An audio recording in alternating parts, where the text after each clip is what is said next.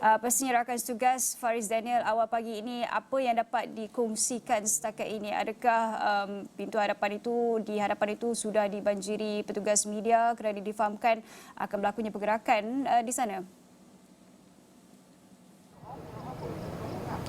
Baik, terima kasih Syazwani dan juga Hakim dari Pusat Penyiaran Asia. Sekarang saya berada di hadapan pintu 2 Istana Negara dan kalau nak jawab soalan Syazwani tadi, sebenarnya ada juga media yang baru sampai dan kami antara Israwani antara yang terawal sampai sejak awal jam 8 pagi tadi dan masih belum boleh dikatakan belum penuh lagi lah kemah yang disediakan di depan pintu 2 Istana Negara ni. Dan kalau boleh saya nak cerita serba sedikit hari ini, pastinya tumpuan terarah kepada Istana Negara sendiri kerana kita mungkin akan melihat satu penentuan besar. Ya, 19 November, hari penentu masa depan negara yang mana jutaan, belasan juta rakyat kita keluar mengundi untuk menentukan masa depan negara. Dan juga hari ini juga kita bercakap tentang penentuan yang mana hari ini mungkin kita dapat menentukan siapa calon Perdana Menteri ke-10. Dan sebenarnya sejak semalam lagi, Istana Negara telah pun ramai media-media tidak kiralah tempatan dan juga antarabangsa. Mereka sudah pun berkumpul dan juga Syazwani juga semalam pun saya lihat dah berkumpul sejak awal jam 7 pagi.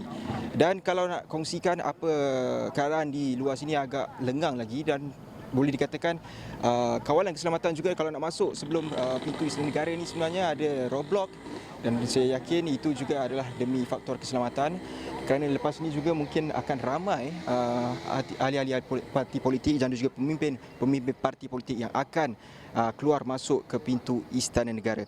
Dan hari ini kita mungkin boleh menjangkakan nama calon Perdana Menteri ke-10 akan dikemukakan kepada Istana Negara sebelum jam 2 petang nanti. Yang mana kalau saya boleh recap juga semalam sebenarnya Istana Negara, Datuk Pengelola Bijaya Diraja, Datuk Seri Ahmad Fadil Syamsuddin berkata gabungan parti politik yang dipersetujui perlu mengemukakan nama seorang ahli Dewan Rakyat yang mendapat kepercayaan majoriti susulan gabungan parti politik untuk menjadi calon Perdana Menteri.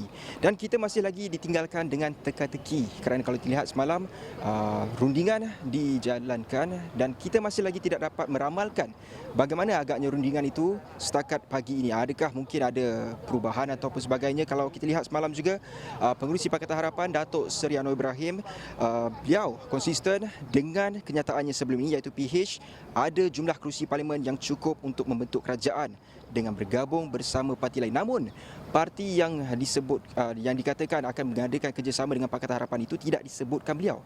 Katanya itu perlu dinantikan pada hari ini. Dan kalau kita lihat beliau juga akur dengan ketetapan Istana Negara berkenaan dengan tempoh masa untuk menamakan calon PM sebelum jam 2 petang hari ini. Dan semalam juga Syazwani, Parti GPS, Gabungan Parti Sarawak GPS menyatakan persetujuan untuk bekerjasama bagi membentuk kerajaan dengan Perikatan Nasional, Barisan Nasional dan juga Gabungan Rakyat Sabah GRS. Dan perkara itu diumumkan sendiri oleh pengerusi GPS yang juga Premier Sarawak Tan Sri Abang Johari Tun Openg semalam. Dan kalau kita lihat daripada pihak Perikatan Nasional sendiri, pengerusi Perikatan Nasional Tan Sri Muhyiddin Yassin yang juga calon Perdana Menteri ke-10, beliau berkata ada mendakwa sokongan yang diterimanya untuk membentuk kerajaan turut datang daripada ahli parlimen atas kapasiti individu bukan parti. Yang mana kalau kita lihat memetik laporan daripada utusan Malaysia semalam, kesemua 29 ahli parlimen UMNO kecuali presidennya sendiri Datuk Seri Ahmad Zahid Hamidi didakwa menandatangani akuan bersumpah SD untuk menyokong Tan Sri Muhyiddin sebagai Perdana Menteri. Dan menurut sumber yang dipetik oleh yang saya petik daripada utusan Malaysia sendiri, SD tersebut dipercayai ditandatangani pada malam tadi dengan diuruskan oleh ahli parlimen Sembrong Datuk Seri Syamsuddin Tun Hussein. Dan tindakan kesemua ahli parlimen berkenaan didakwa kerana tidak setuju dengan pendirian Presiden UMNO yang ingin menjalinkan kerjasama dengan Pakatan Harapan. Dan pastinya siapa calon Perdana Menteri ke-10 itu semua pastinya akan terjawab dan mungkin lebih awal daripada jam 2 petang, kita tak tahu. Saya akan bawakan perkembangan tersebut dari semasa ke semasa. Syazwani dan juga Hakim.